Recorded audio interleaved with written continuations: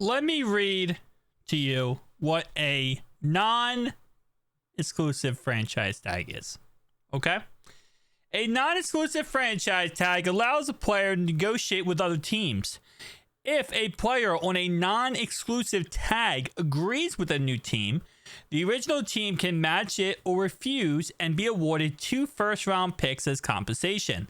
The salary on a non-exclusive tag is determined by the top average of the top 5 salaries of the player's position from previous 5 years applied to the current salary cap, or 120% of the player's previous salary cap, whichever number is higher.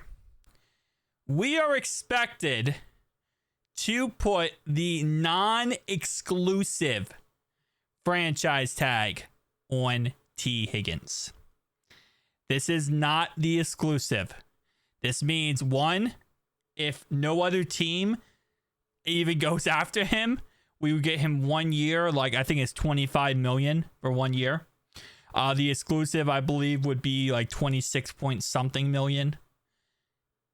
This also means that if he does go ahead and go out there and other teams are interested and they negotiate deals, we can match those deals. Or, as it says from The Athletic here, we will be awarded 2 first-round picks. So that is a interesting situation we have in front of us right now. The Ravens put Lamar Jackson on the non-exclusive franchise tag. They didn't put him on the exclusive one. And the idea was, okay, anyone can go get him, but they got to give 2 first-round picks that the Ravens don't want to match. And that's a lot to give up for any player, right? So at the end of the day, you can do it, but you're going to give up an arm and a leg to do it. This is a very bold move by the Bengals. Last year we put him on the exclusive tag because the understanding was we wanted to keep him no matter what, and that was kind of where we're at. Giving him the non-exclusive tag means that they probably are not very close on a contract extension, and they would like to see what other teams can negotiate with him to kind of get a better generalized number of what they want, or they feel like they're running out of time. So there's a lot. There's a lot to take away here.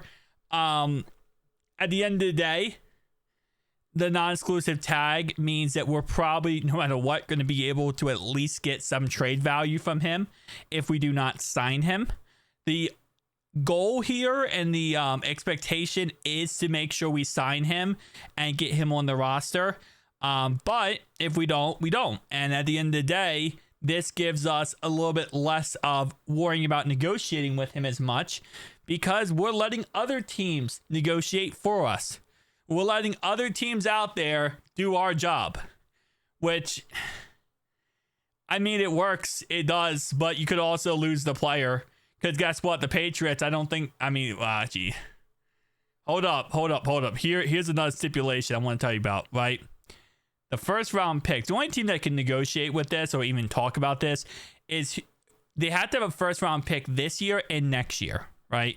First year, this year, and next year. If they don't have first year, this year, and next year, they can't do this. So the Patriots would have to give up. What did they have? The 3rd overall pick? 2nd overall pick? If they wanted him? Abdul Carter, guys, imagine Abdul Carter on our team.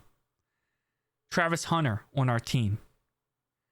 I'm just saying this now opens up Pandora's box because in the end, I think we'll just match whatever offer he gets.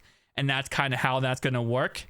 It also is cool for the player because this allows the player to kind of go out and get what they're worth in a way because they're not like, oh, well, this is what the Bengals are offering me and that's the only thing I can get.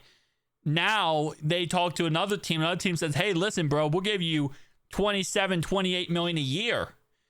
And then T goes, hey, Bengals, you want to match that? You want to give me that contract? Even though we were nowhere close to that contract when we were talking. So again, it benefits the player. It benefits the team. The non-exclusive tag is cheaper. If nobody wants the player, it's not beneficial for the player.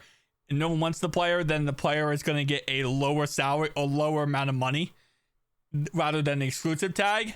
But it is what it is at the end of the day. The goal is to hopefully re-sign T. Higgins or get Abdul Carter. That's the goal. We could potentially walk away from this offseason, go into the draft with the number 2 overall pick and the number 17. This could get interesting because we have Duke Tobin at GM. And how does Duke Tobin handle this situation? He loves his draft picks more than anything. And are they going to take a wide receiver at 17, take a Abdul Carter at number 2? I mean, that would fix the defense and the offense. Well, it depends on how the receiver turns out. But again, like I said, here's what I think. Okay, here's what I feel. I don't want to lose T. Higgins. T. Higgins is my favorite player. I love T. No matter what, I've always been, I want to keep T, and I'm going to stay that way forever. I want T to retire a Cincinnati Bengal, and that is my perspective on the matter. I am also a football fan. I'm also a Bengals first football fan here, okay? And I'm going to be like, kind of crazy thinking here of ideas. But it's T first. You never know how draft picks will work out. Abdul Carter looks like he will be the best player in this NFL draft. Travis Hunter could be the best player. Or they both could be bust. And that happens. We know how good T. Higgins is when he's healthy. He's a top 10 player when he's healthy. That's it. At the end of the day, this is age old. Would also save us $25 million a year. We could actually give Trey a new contract. No, I mean, what? It would mathematically, money-wise. But then Joe would not be happy. And the whole point is protecting Joe and keeping him happy. And this is one of those situations where when Carson Palmer lost TJ Houshmandzadeh, lost Shad Johnson. See, this is the situation where people want to leave you. This is where people want to leave you when you take away players from when you take away players from the quarterback. Don't take away receivers from the quarterback. That's when the quarterback wants to leave. So none of this is going to happen.